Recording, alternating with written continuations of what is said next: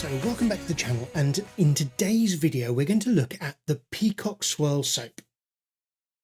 I've got a video up about the linear swirl. Now this technique takes the linear swirl and moves it on a little bit further, and you'll get a different design on the top of your soap using this technique. So the critical thing about this technique is having a batter that is fluid long enough for you to be able to do it. And if you do go and view my linear soap tutorial, which I'll link in the card up above on this video, you will see that that went quite thick quite quick, and what you want to try and avoid is that.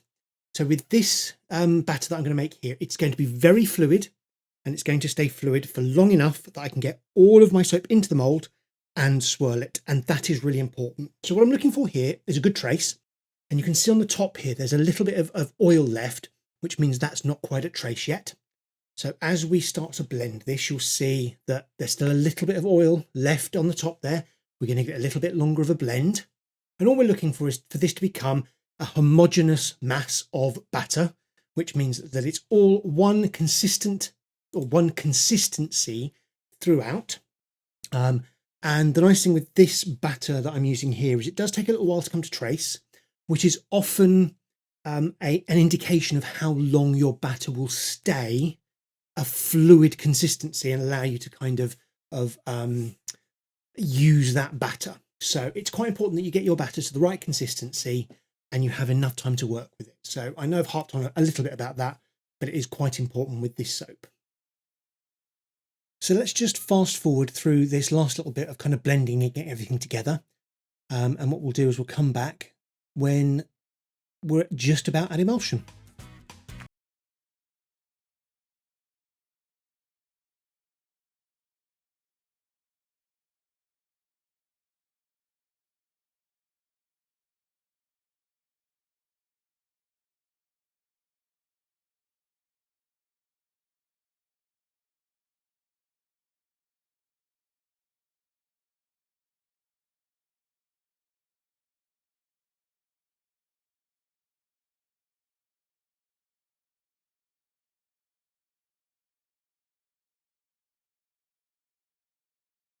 Is zoom in on the bell of this immersion blender here, so you can see that on the surface there are no breaks, there's no crazing happening within that soap batter. So I'm quite confident now that that batter is perfectly emulsified and we can move on to the next step.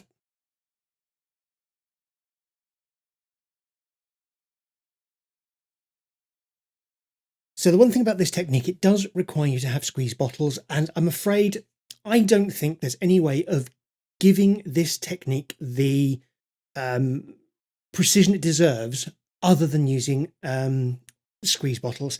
I just don't think you're going to get fine enough lines to give you that really beautiful peacock swirl. So unfortunately, we're going to use some squeeze bottles here. Now I've got 4 colours, and in honour of it being called the peacock swirl, I've decided to go with the natural batter itself. So we're going to get a kind of creamy white colour. I've gone with a purple, a teal, and a very, very light blue. Now, the thing with this light blue is you'll see that it almost kind of looks like nothing in the pot. But when you actually come to see the soap at the end, you'll see that it has got this nice blue colour within it. So sometimes you have to just trust the process, and you have to trust your micas are quality enough to be able to accept that little amount of colour into it. Okay. So we're going to fill each one of these colours up with some soap batter. And basically you're going to need to use all of your soap up in the way that we show you a little bit later on in the tip.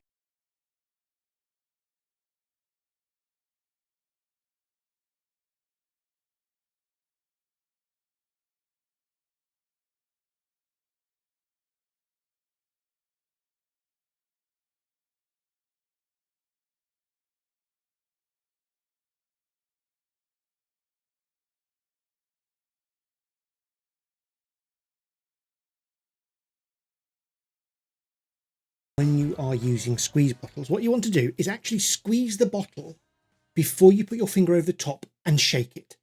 By doing that, when you release your finger from the top of the bottle, it'll actually suck in a little bit, and you then won't spray soap everywhere. Okay, just put my hand over the top there. So again, you're going to squeeze the bottle slightly before you put your finger over the top. Then shake the bottle.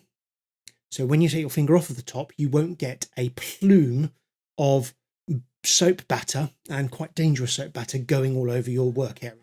It'll be contained within the bottle.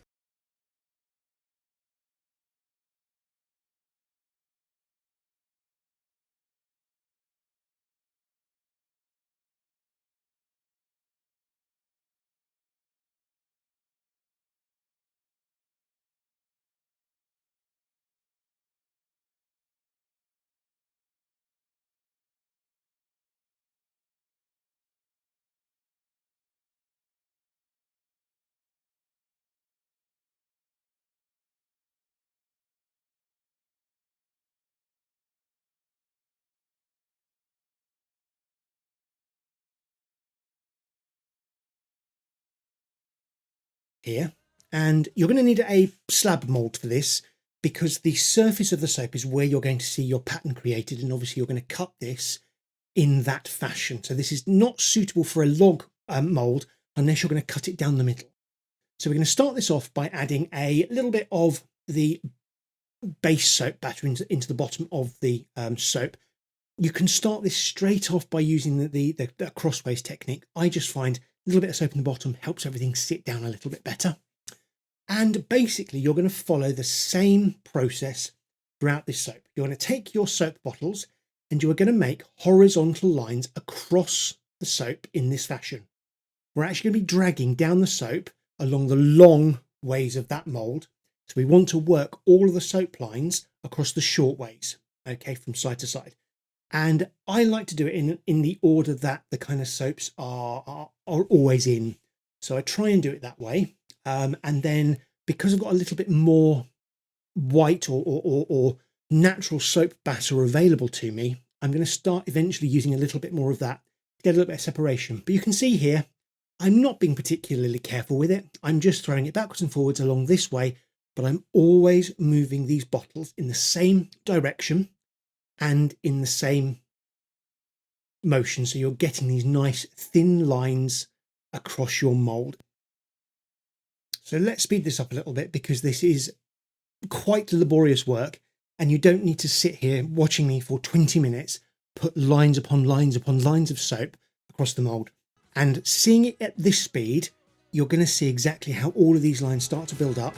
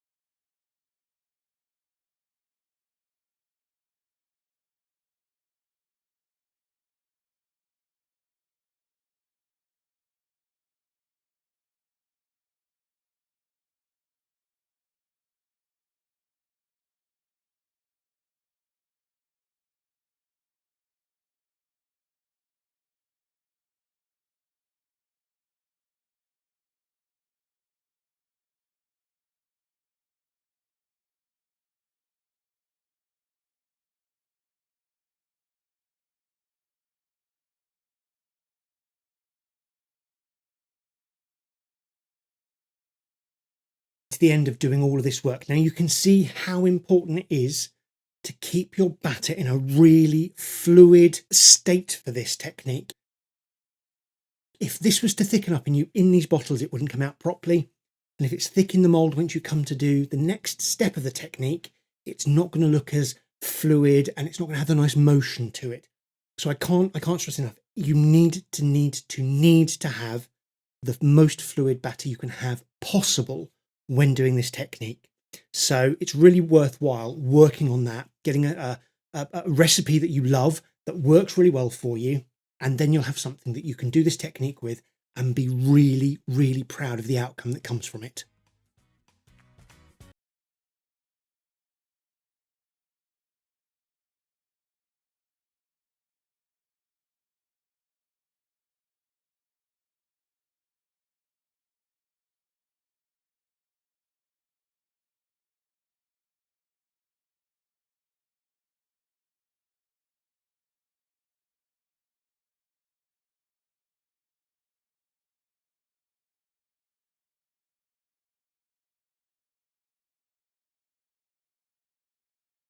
much like the linear technique, I'm going to use a comb that I produced, and you can just see it on the left hand side there. This is just skewers inserted into some cardboard.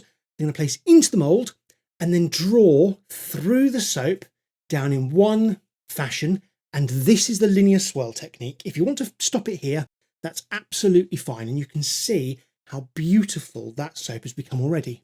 But for the Peacock Swirl, and I'm just going to put one more line in at the edge here. The Peacock Swirl, we do a second pass, but the motion of the second pass is quite important.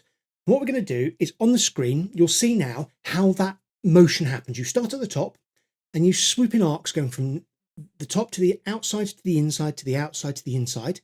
And then you repeat that, but you do it in the opposite direction. And you basically create this pattern that looks a little bit like kind of rounded honeycombs all the way through the soap. So again, we're starting the second row here and we're doing it in the opposite direction. And we're going through, and can you see how this is now pulling the soap in and out? And you're getting these beautiful shapes happening in the soap. And that is the Peacock Swirl. You will notice that I'm actually doing it in a slightly different order to the illustration shows on screen. And that's because I know in this mould I can get 2 columns out. So I start in each corner and I work down the mould, and then I go obviously on the left and then the right. But you can do these in any order that you wish.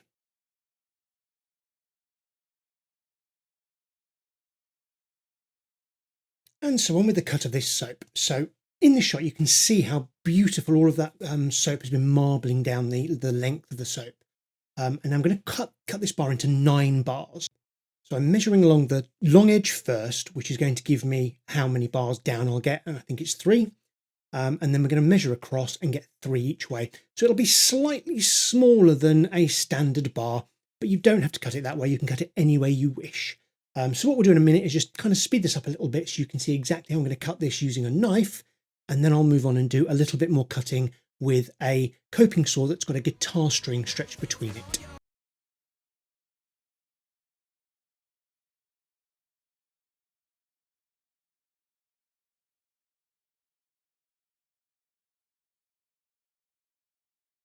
Always the vertical I find the most difficult to secure when I'm cutting with a knife. So the little set square you'll see on screen is actually a jeweler's set square, and it's stainless steel, so any unsaponified soap is not going to affect it.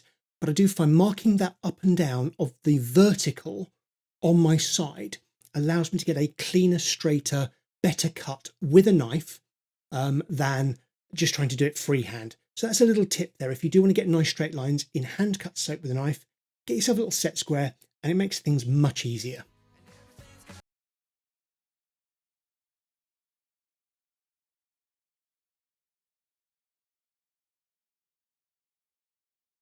And so once I've cut my block into 3 kind of mini blocks, I then go in with my coping saw. This is actually a cutting tool.